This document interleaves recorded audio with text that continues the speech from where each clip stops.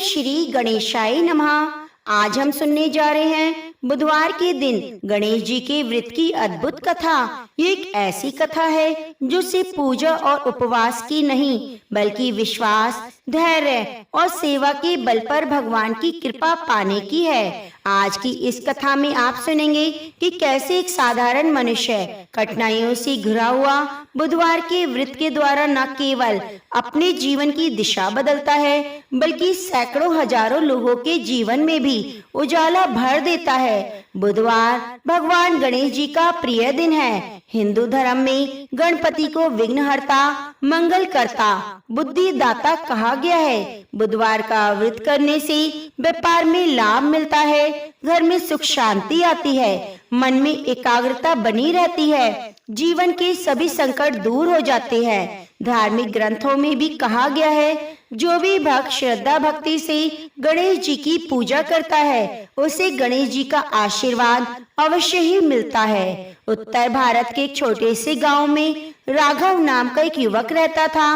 पिता का देहांत बचपन में हो गया, माँ बीमार रहती, घर की आर्थिक स्थिति बहुत ही कमजोर थी। गांव में एक छोटी सी दुकान थी जिसे संभालकर वह किसी तरह अपना गुजारा कर लेता, लेकिन पिछले कुछ महीनों से उसका व्यापार लगातार घटते जा रहा था। बरसात न होने से गांव के किसान परेशान थे और उनके पास खरीदने की ताकत नहीं थी। दुकान के ऊपर कर्ज का बोझ बढ़ गया। एक शाम जब दुकान बंद करके वे घर लौट रहा था तो रास्ते में गांव के पुराने गणेश मंदिर के सामने से गुजरा।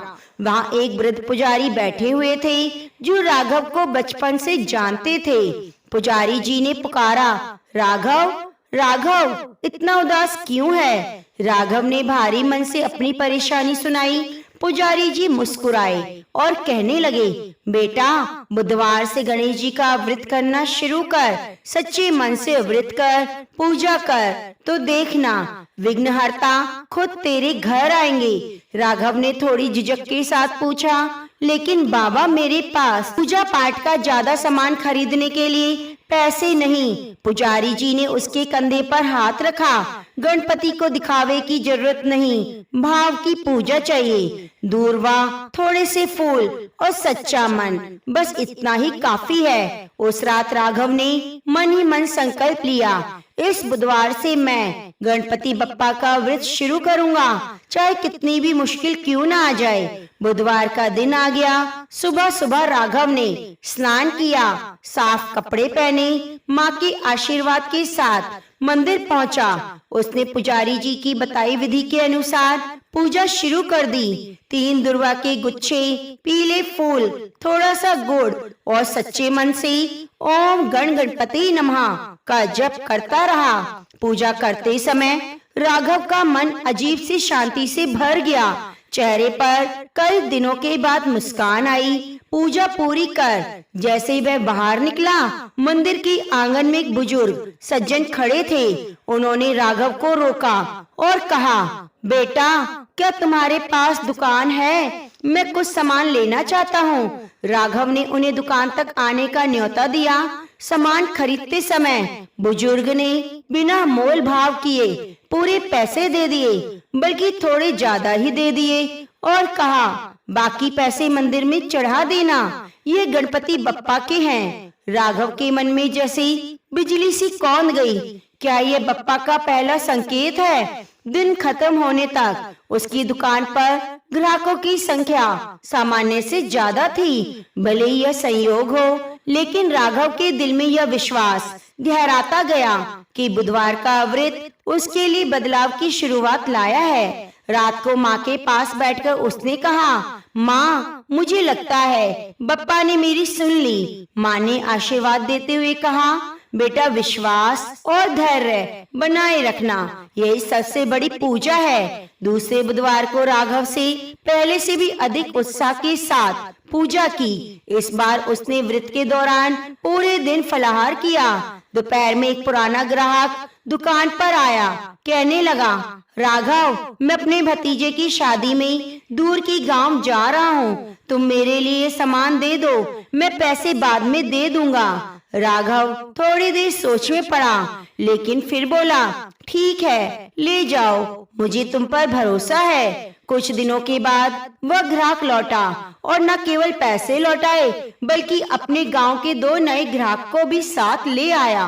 राघव सोचने लगा, शायद यही बप्पा का तरीका है मेरी दुकान को फिर से चलाने का। तीसरे बुधवार की सुबह राघव के लिए चुनौती लेकर आई। सुबह सुबह दुकान के सामने एक ग्राहक से बहस हो गई, जिसने बिना वजह झगड़ा किया। उस दिन बिक्री भी बहुत कम हुई। राघव का मन विचलित हुआ, लेकिन उसने खुद को संभालते हुए सोचा, अगर आज का दिन कठिन है तो शायद यह मेरी परीक्षा है। शाम को जब वह मंदिर पहुंचा तो पुजारी जी ने कहा, बेटा, भक्ति का मतलब है हर परिस्थिति में ईश्वर पर विश्वास रखना।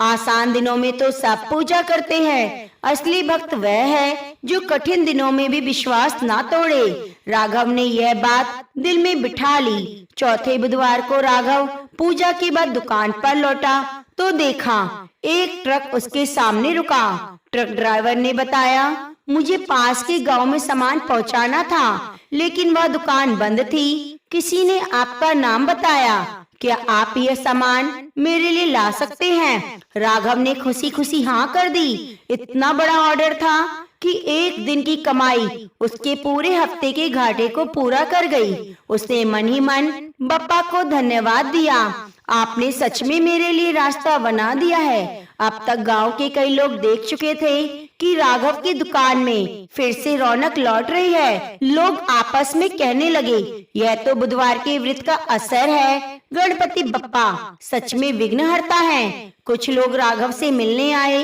और कहने लगे, भाई, हमें भी यह व्रत करना सिखाओ। राघव ने विधि बताई और कहा, यह सिर्फ पूजा का नियम है, बल्कि दिल की सच्चाई है। अगर मन से करोगे तो असर होगा। गांव में हर बुधवार मंदिर में भीड़ लगने लगी और पुजारी जी के चेहरे पर संतोष की मुस्कान आ गई। 7वें बुधवार की सुबह राघव ने विशेष तैयारी की। उसने माँ के हाथों से मोदक बनवाए, मंदिर में चढ़ाए, पूरी श्रद्धा से गणपति जी का भजन गाया। दोपहर में अचानक गांव का प्रधान उसकी दुकान पर आया। प्रधान ने कहा, राघव, पंचायत ने तय किया है कि अगले महीने के मेले में सभी दुकानदारों को सामान सप्लाई तुम्हारी दुकान से ही होगा। राघव की आंखों में आंसू आ गए। वह समझ गया, यह सब बप्पा की कृपा का सबसे बड़ा उपहार है। अब न केवल राघव का व्यापार चल पड़ा, बल्कि गांव के कई लोग भी बुधवार का व्रत करने लगे। मंदिर में हर हफ्ते भजन, आरती और प्रसाद का आयोजन होने लगा। गांव में झगड़े कम हो गए, लोग एक दूसरे की मदद करने लगे। माहौल पहले से भी ज्यादा अच्छा हो गया। पुजारी जी ने एक दिन राघव से कहा, बेटा, गणपति ने तुम्हें सिर्फ धन ही नहीं दिया, बल्कि तुम्हें लोगों को बनने की प्रेरणा दी है। 1 साल के बाद राघव ने बुधवार को विशेष भंडारे का आयोजन किया। गांव के हर व्यक्ति को उसने प्रेम से भोजन कराया और गणपति जी के चरणों में धन्यवाद दिया। राघव ने सभा में कहा, मैंने सीखा है कि गणपति जी को केवल मोदक या फूल नहीं, बल्कि सच्चा विश्वास अर्पित करना चाहिए। जब हम बप्पा पर भरोसा करते हैं तो वे हमारी सभी बाधाएं दूरी कर देते हैं। पूरी सभा में एक स्वर में पुकारा, गणपति बप्पा मोरिया। उस दिन से गांव में बुधवार का व्रत जैसे परंपरा बन गया और राघव का नाम सबकी जुबान पर एक मिसाल बनकर रह गया। तो सभी प्रेम से बोलिए, गणपति बप्पा मोरिया। अब आइए सुनाते हैं आपको एक ऐसी लोक कथा जो न केवल आपके हृदय को भक्ति से भर देगी, बल्कि आपके जीवन में विश्वास, धैर्य और सच्ची भक्ति का अर्थ भी समझाएगी। बहुत समय पहले की बात है। एक गांव में एक भाई बहन रहा करते थे। भाई बहुत गरीब था, पर उसकी बहन पैसे वाली थी। जब बहन ने ननंद का विवाह किया, तब ननंद ने ना तो अपने भाई को विवाह में आने का निमंत्रण दिया और ना ही कोई चिट्ठी भेजी। भाई को बाहर वालों से पता चला कि उसकी बहन की ननंद का विवाह है। भाई ने अपने गांव वालों को बताया। तब गांव वालों ने अपनी बहन से चुनरी, बिछिया और साड़ी जैसा जिससे बन पाया कन्या के लिए दे दिया। भाई सारा सामान लेकर बहन के गांव पहुंचा।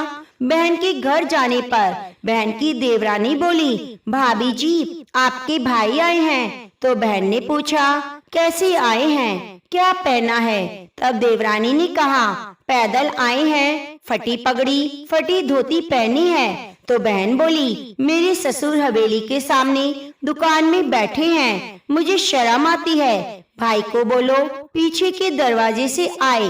भाई के आते ही बहन ने भाई को एक कमरे में बंद कर बाहर से ताला लगा दिया।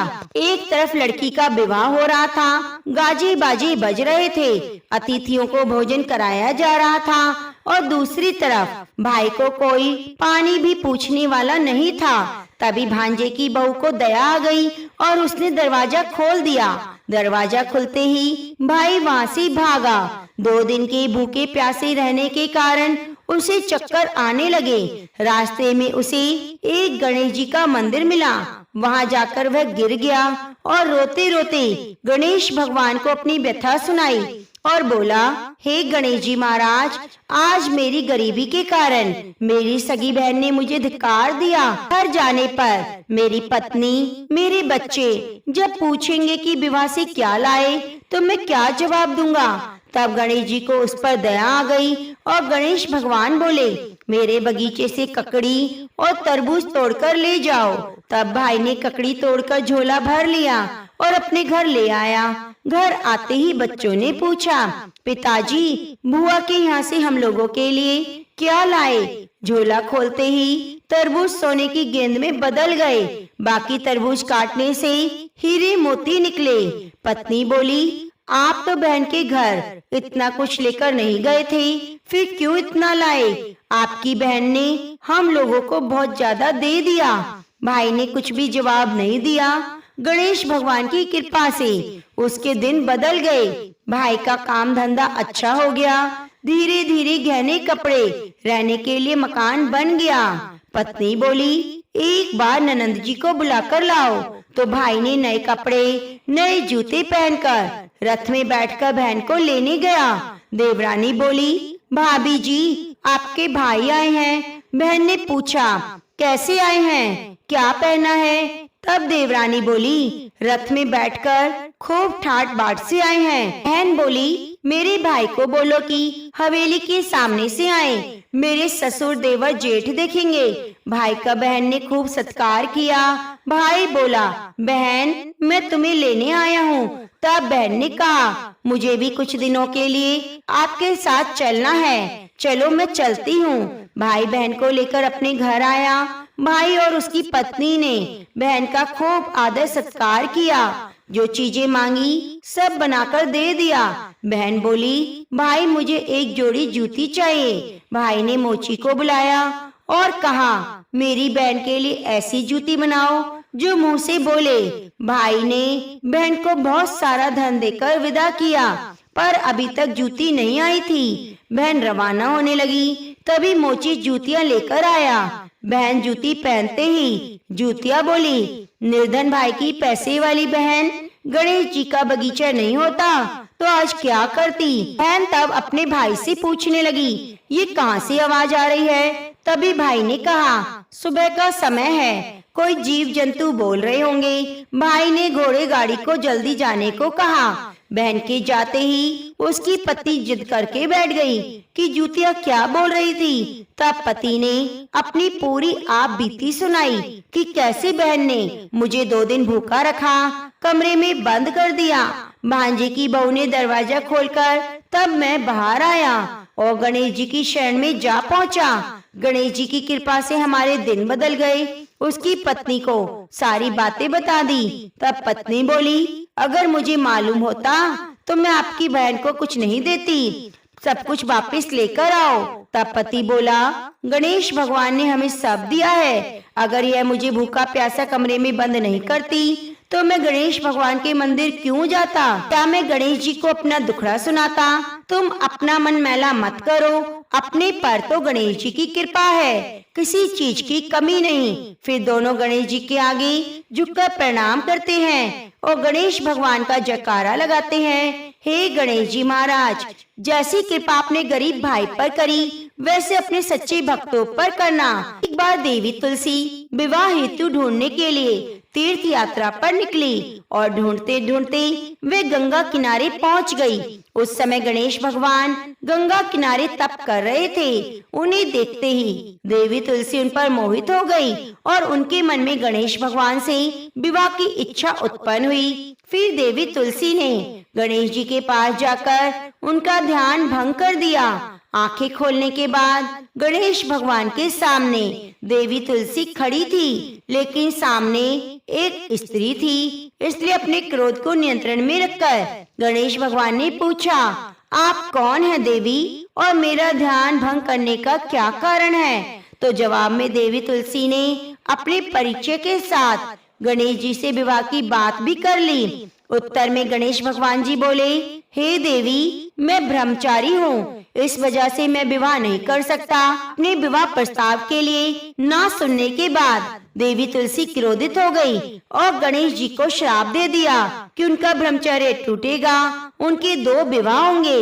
इस पर गणेश भगवान क्रोधित हो उठे, क्योंकि यह तो एक स्त्री है। इसलिए ध्यान भंग करने पर भी गणेश जी ने कुछ नहीं कहा और इतनी विनम्रता से बात करने पर भी श्राप दे दिया। फिर गणेश जी ने भी तुलसी को श्राप दिया कि तुम्हारा विवाह शंखचूड़ नाम की असुर से होगा। एक देवी होकर भी उनका विवाह राक्षस से होगा। यह जानकर देवी तुलसी विचलित हो गई और गणेश भगवान से इस कठोर श्राप से मुक्ति दिलाने की क्षमा याचना करने लगी। फिर गणेश जी को तुलसी देवी पर दया आ गई। बोले, मेरा श्राप तो बदल नहीं सकता, यह तो सच होकर रहेगा, लेकिन अगले जन्म में तुम एक पेड़ बनोगी और भगवान विष्णु को अत्यंत प्रिय होगी। तुम्हारी पूजा के बिना उनकी पूजा अधूरी होगी। उनकी पूजा में तुम्हारा एक महत्वपूर्ण स्थान होगा। कलयुग के इंसानों को तुम मोक्ष मार्ग दिखाओगी, लेकिन तुमने मेरा तप भंग किया है। मुझे ब्रह्मचारी होकर भी 2 विवाह का श्राप दिया है, इसलिए मेरी किसी भी प्रकार की पूजा में तुम निषिद्ध रहोगी। इस प्रकार देवी तुलसी गणेश भगवान की पूजा में निषिद्ध हो गई। तो प्रेम से बोलिए, गणेश भगवान की जय। अब आइए सुनते हैं गणेश भगवान के विवाह की बड़ी ही मनोरम कथा। गणेश भगवान का मुख हाथी का है और एक दांत भी टूटा हुआ है, इसलिए 2 कारणों की वजह से उनका विवाह नहीं हो पा रहा था। इस बात से गणेश जी महाराज अक्सर नाराज रहा करते। एक दिन एक देवता के आग्रह पर विनायक जी को उनके विवाह में उनकी उपस्थिति दर्शाने गए। विवाह स्थल पर पहुंचने के बाद कुछ देवताओं ने मिलकर गणेश भगवान के समय पर विवाह न होने के कारण उपहास किया, जिससे गणेश जी बहुत नाराज हो गए। उसी दिन उन्होंने ठान लिया कि जब तक मेरा विवाह नहीं होता तब तक मैं किसी भी देवता का विवाह नहीं होने दूंगा। गणेश भगवान के पास विवाह और अन्य संदेश लाने का काम उनके प्रिय वाहन मूषक राज करते थे।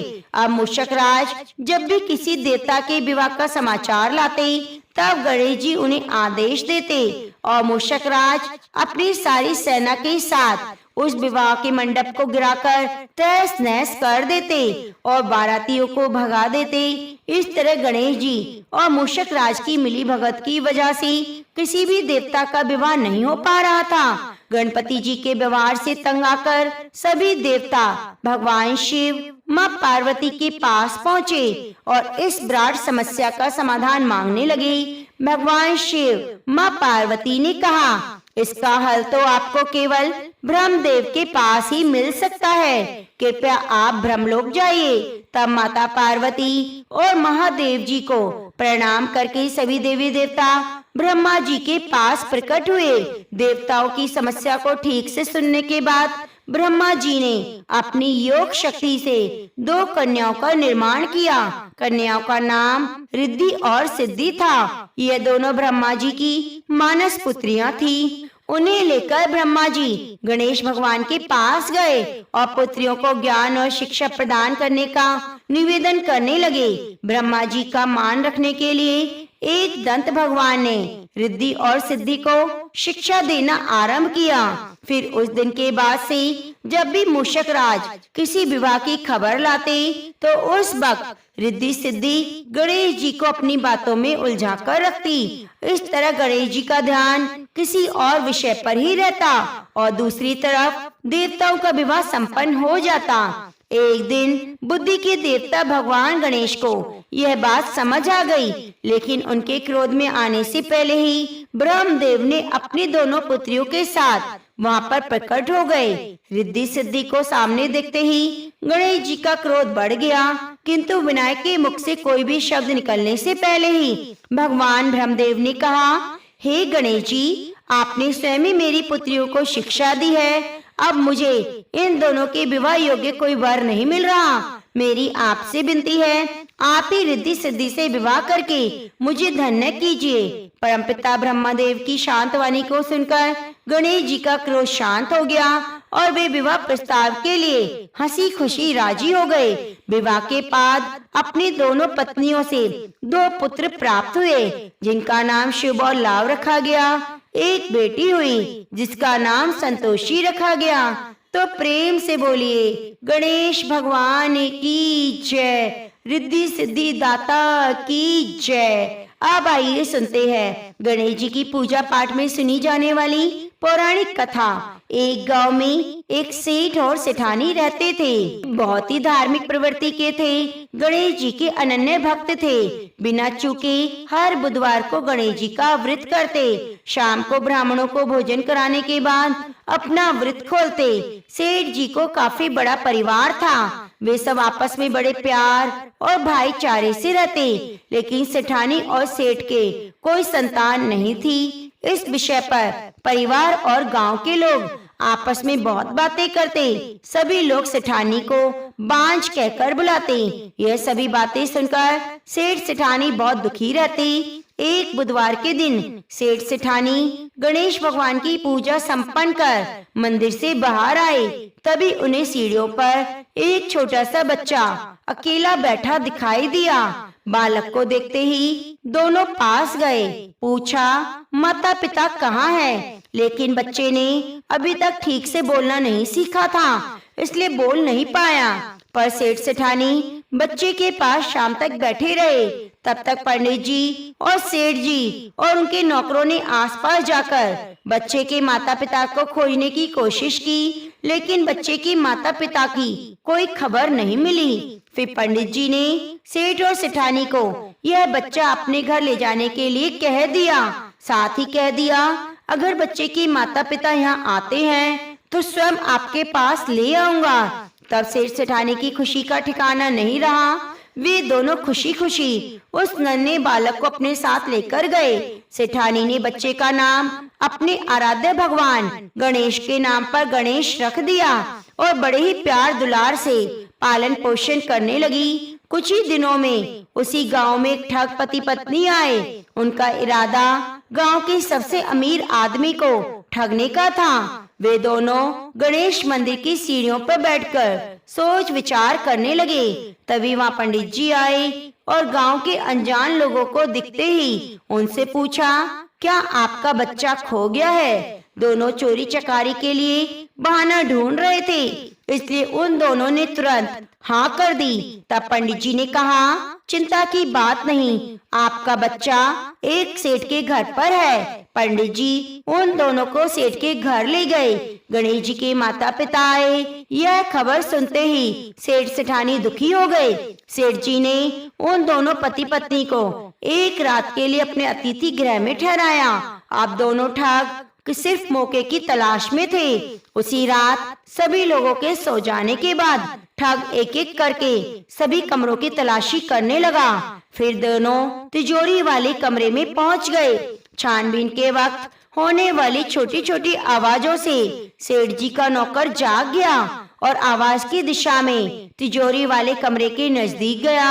उसने चुपके से अंदर झांक कर देखा तो वे दोनों मेहमान कीमती सामान चुरा रहे थे। नौकर ने यह देखते ही धीरे से उस कमरे के बाहर की कुंडी लगा दी और चोर चोर बुलाकर पूरे घर में हल्ला मचा दिया। शोरगुल की आवाज सुनते ही घर के सभी लोग इकट्ठा हो गए। तब सेठ जी ने उन दोनों चोर पति पत्नी को कमरे से बाहर निकाला और सुबह ही पंचायत में हाजिर कर दिया। सेठ जी ने सरपंच को पूरा हाल बता दिया और कहा, यह दोनों दो चोर हैं। हम अब अपने पुत्र गणेश को इनको नहीं देंगे। लेकिन वे दोनों ठग पति पत्नी अपनी जिद पर अड़े रहे तो बच्चे को ले जाने की जिद करने लगे। सरपंच जी ने गंभीर समस्या का तोड़ निकाला। उन्होंने सेठानी और दूसरी औरत को गणेश जी के सामने खड़ा कर दिया और कहा, जिसके भी आंचल से दूध की धार गणेश जी के मुंह में जाएगी, यह बालक गणेश उसी के पास रहेगा। वे दोनों अपने अपने आंचल मुंह के सामने फैलाकर खड़ी हो गई। सेठानी मन ही मन गणेश भगवान का नाम जप रही थी। देखते ही देखते भगवान की कृपा से सेठानी के आंचल की दूध की धार गणेश जी के मुंह में गिरी और इस तरह बालक गणेश सेठ सेठानी के साथ हमेशा के लिए रहने लगा। तो प्रेम से बोलिए गणेश भगवान की जय। ओम श्री गणपते नमः। अब आइए सुनते हैं गणेश भगवान की आरती। जय गणेश जय गणेश जय गणेश देवा, माता जाकी पार्वती पिता महादेवा। एक दंत दयावंत चार भुजाधारी, माथे सिंदूर सोहे मूसे की सवारी। अंधिन को आंख देत कोड़िन को काया, भाजन को पुत्र देत निर्धन को माया। सूरदास शरणाय सफल कीजिए सेवा, जय गणेश जय गणेश जय गणेश देवा। दीनों की लाज रखो जाऊं सतवारी, कामना को पूरी करो जाऊं बलिहारी। गणेश जय गणेश देवा, जय गणपति बप्पा मोरिया। जय गणेश भगवान की जय हो, गौरी पुत्र गणेश भगवान की जय हो। प्रिय भक्तजनों, यदि आपको हमारे द्वारा सुनाई गई कथाएं थोड़ी सी भी अच्छी लगी हैं तो कृपया चैनल को सब्सक्राइब कर लीजिए, बगल में बनी घंटी को दबा दीजिए और कमेंट बॉक्स में गणेश भगवान की जय जरूर लिखिए।